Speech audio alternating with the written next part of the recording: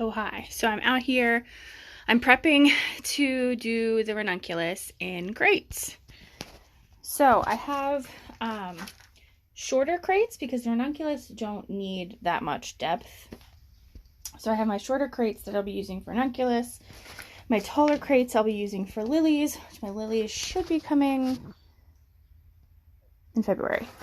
I have some potting mix. I'm just using the compressed potting mix Pro Mix for this. I moistened it a bunch, and in this crate I lined it with just some craft paper. I'm not going to use landscape fabric or any of that type of stuff.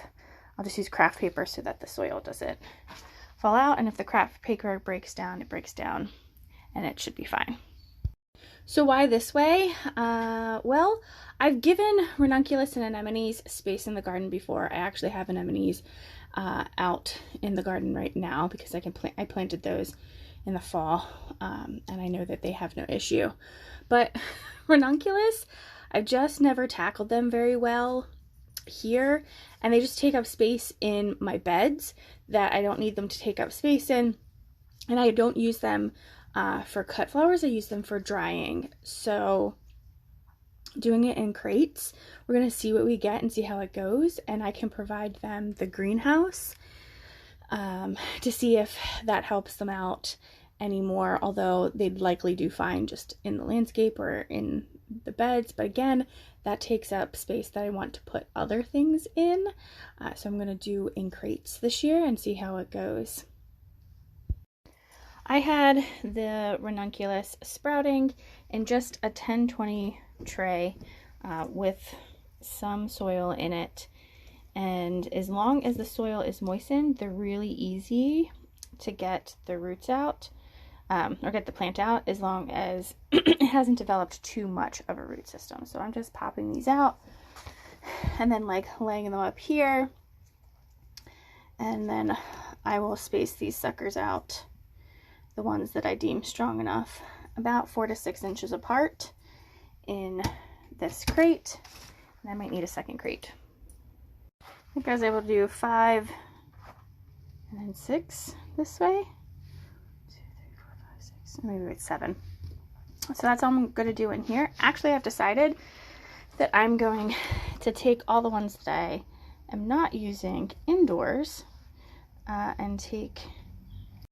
So I'm actually going to take them over here and plant all the ones that I didn't use just back here, see how they do. Hopefully not too many creatures will fluff around in this bed when they're in here, but I'm not going to cover them. I'm just going to see how they do. Our soil has not frozen. So our soil is very, very workable. It's the end of January, beginning of February. And I don't think I've ever really experienced our soil actually ever really freezing. Maybe when it snows or right before when it snows, and maybe it did during that cold spell a little bit, but not really. And it's not even that cold. All right. These are all in. I might throw some straw down just to give them a little bit more protection. Actually, I just found one that I didn't pop in. I am not very gentle with these, so I just dig into the soil, pop it in. Like I said, plants are a lot more resilient than you would think. And I'll go get some straw and they should be okay.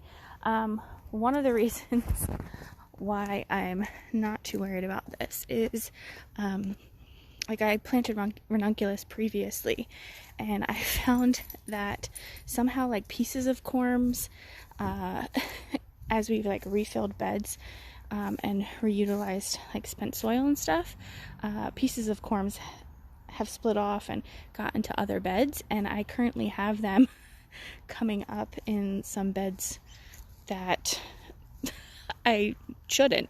And these are beds that don't have any frost cough or cover or anything like that.